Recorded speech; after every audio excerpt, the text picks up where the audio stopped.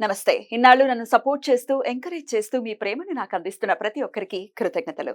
అలాగే ఈ వీడియో కూడా ఖచ్చితంగా మీకు ఉపయోగపడుతుంది. లైక్, షేర్ అండ్ సబ్స్క్రైబ్ చేసి మీ సపోర్ట్‌ని నాకు అందించండి. అలాగే ఈ వీడియో పట్ల మీకున్న అభిప్రాయాన్ని కామెంట్ సెక్షన్‌లో కామెంట్ చేసి తెలియజేయండి. ఇప్పుడు వీడియోని చూద్దాం.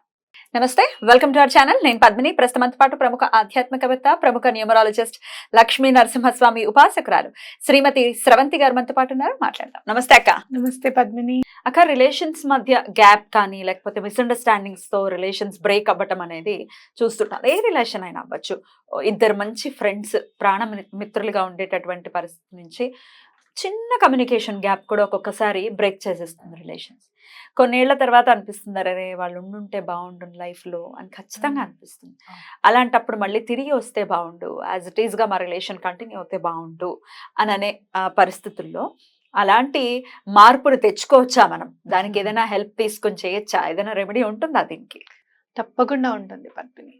అసలు ఫస్ట్ మాట అనుకోవడం అనేది చాలా పొరపాటు. ఎవరైనా ఒకళ్ళు గట్టిగా మాట్లాడుతుంటే, నేను ఎప్పుడు కూడా నా జీవితంలో నేను ఫాలో అయ్యేది ఏంటంటే, ఎవరైనా ఒకళ్ళు గట్టిగా మాట్లాడుతుంటే నేను కామ్గా చూస్తూ వింటూ ఉంటా.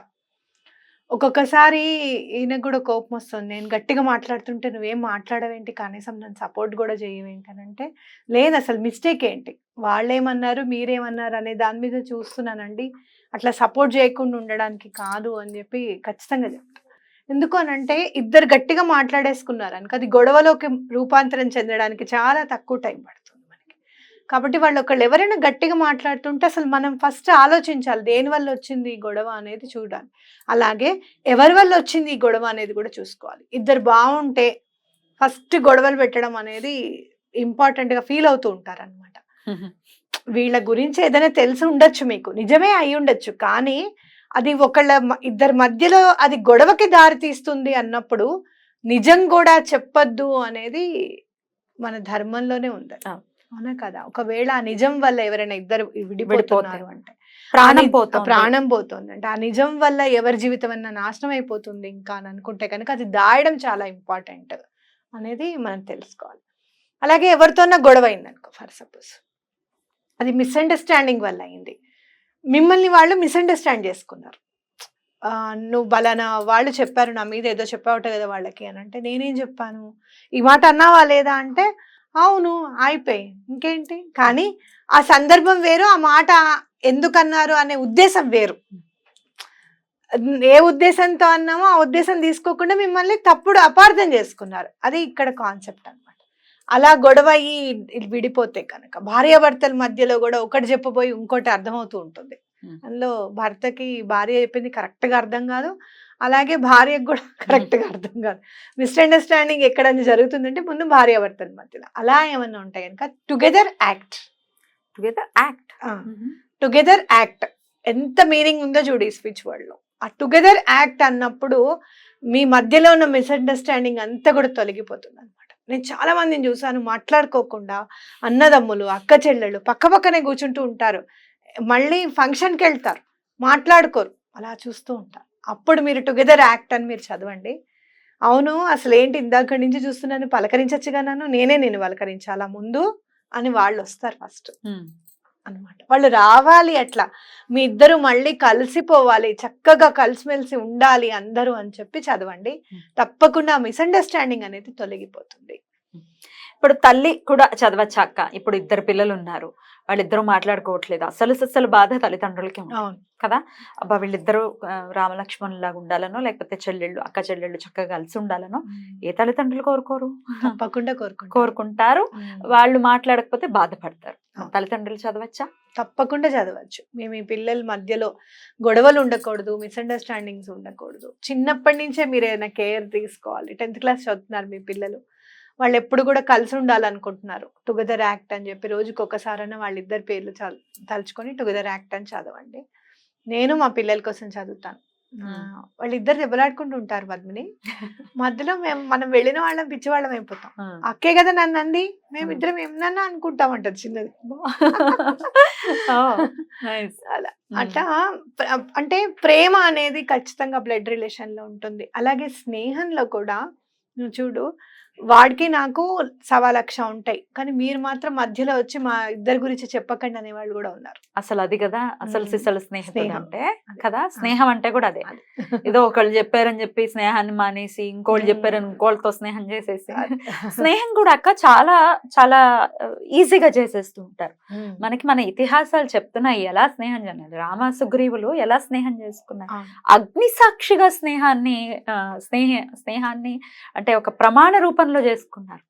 బా ఏంటి స్నేహితులు ఇలాగా కలవటం, హాయ్ అనేస్తాం బాయ్ అనేస్తాం వాట్సాప్ లో చాట్ చేస్తాం, రెండో రోజు మర్చిపోతాం. ఇప్పుడు బ్లడ్ రిలేషన్స్ అనుకో పద్మిని, వాళ్ళు మనకి కంపల్సరీ చెయ్యాలనో మనం వాళ్ళకి కంపల్సరీ చెయ్యాలనో ఉంటుంది. అదే స్నేహంలో చూస్తే సహాయం ఉంది చూసావా, ఎటువంటి స్వార్థం లేని సహాయం. అయ్యో వాడు బాగుపడతాడు కదా, సరేలే కానీ ఏముందిలే మనం చేయకపోతే ఎట్లా.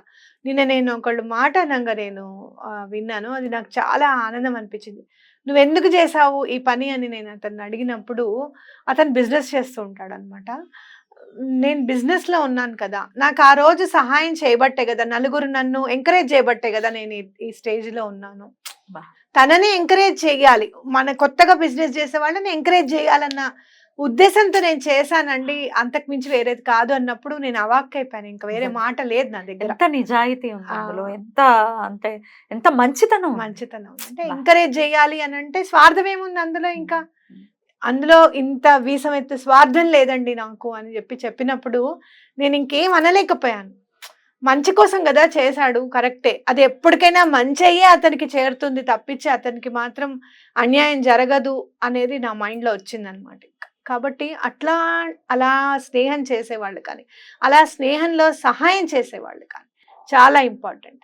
వాళ్ళని మనం మోసం చేయకూడదు పద్మిని ఎప్పుడు కూడా. అలాంటి వాళ్ళకి కించిత్తు బాధ కూడా కలగకుండా చూసుకోవాలన్నమాట. అలాంటి స్నేహితులు దొరికారు అంటే చాలా అదృష్టం అని అనుకోవాలి. కాబట్టి అలాంటి స్నేహం దొరకాలి, పరిడవిల్లాలి. వాళ్ళిద్దరి మధ్యలో కూడా ఎటువంటి మిస్అండర్స్టాండింగ్ లేకుండా, అపార్థాలకి తావు లేకుండా ఉండాలి జీవితం అంటే టుగెదర్ యాక్ట్. అద్భుతం. ఈ టుగెదర్ యాక్ట్ అనేది అత్తాకోడల మధ్య కూడా పనిచేస్తుందా? అపార్థం అంటే అసలు ముందు ఫస్ట్ కదా క్యూలో ఉండేది ఈ వరుస. ఈ రిలేషన్ లో నేను ఒకటి గమనించాను పద్మిని, అబద్ధం చెప్పడానికి కూడా మనసు అంగీకరించేస్తుంది ఇమీడియట్ గా. అత్తగారి మీద ఏమన్నా కోడలు చెప్పాలనుకుందనుకో, అబద్ధం చెప్పడానికన్నా రెడీ.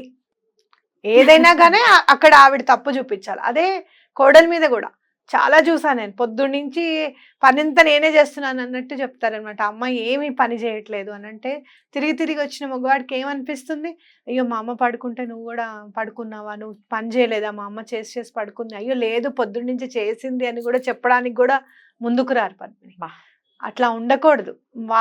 ఎటువంటి పరిస్థితుల్లోనూ నా గట్టి నమ్మకం, అత్తగారు తల్లి అయితే అవ్వదు, అలాగే కోడలు అయితే కూతురు అవ్వదు. ఎక్కడో ఇంకా కోటికి ఒకళ్ళు చాలా రేర్. అలాంటి వాళ్ళని చూసి నేను అనుకుంటాను చాలా అదృష్టవంతులు అనుకుంటాను. కాబట్టి అలా టుగెదర్ యాక్ట్ వాళ్ళకు కూడా పనిచేస్తుంది. ఆ అబద్ధాన్ని ఆడద్దు అనేది చెప్తుంది మనకి. ఎటువంటి పరిస్థితుల్లో అబద్ధం చెప్పి మనం గెలవకూడదు, అవునా కదా.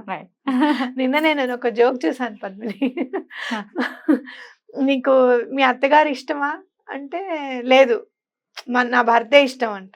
మరి మీకు మీ అమ్మ ఇష్టమా, లేదు నాకు నా భర్తే ఇష్టం అని అంటాను. ఎందుకు అని అంటే వాళ్ళిద్దరి మధ్య గొడవ అయినప్పుడు నేను గెలిచిన దాఖలా లేవు, నా భర్తతో గొడవ పడినప్పుడు ఓడిపోయిన దాఖలా లేదు అని చెప్పాను. కాబట్టి అట్లా రిలేషన్ అనేది మెయింటైన్ చేసుకోవాలి అనుకుంటే గనక ఈ టుగెదర్ యాక్ట్ అనేది చాలా ఇంపార్టెంట్. పేర్లు అనుకుని అనాలక ఇప్పుడు భర్తతో, నా భర్తతో టుగెదర్ అట్లనా ఇట్లా.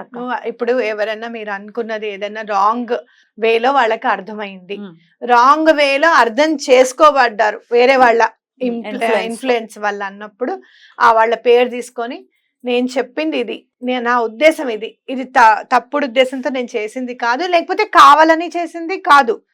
మనం కూడా ఒక్కొక్కసారి అదేంటి ఇలా జరిగిందట అని చెప్పి నిజం చెప్పేస్తాం, దాచుకోకుండా. ఏదైనా దాయాల్సిన విషయం దాయకుండా చెప్పేస్తాం అనుకో, అది మన మీదకి వస్తుంది. నువ్వు చెప్పావు కదా, అప్పుడు ఏం చేస్తారంటే కావాలని మీరు చెప్పారనుకోండి ఆనందం కోసం, ఇంకెప్పుడు అలా చేయను అని యూనివర్స్ కి ప్రమాణం చేయడం.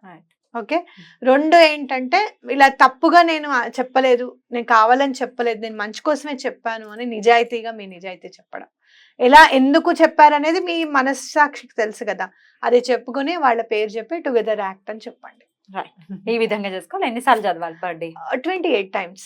మీకు ఇంపాక్ట్ బాగా ఇంకా వాళ్ళ రీచ్ అయ్యింది వాళ్ళకి అనేది మీకు అనిపిస్తుంది ఖచ్చితంగా, ఇంటెన్షన్ రీచ్ అయ్యింది అని. చాలా అద్భుతంగా వివరించారక్క. కృతజ్ఞతలు. నమస్తే. నమస్తే.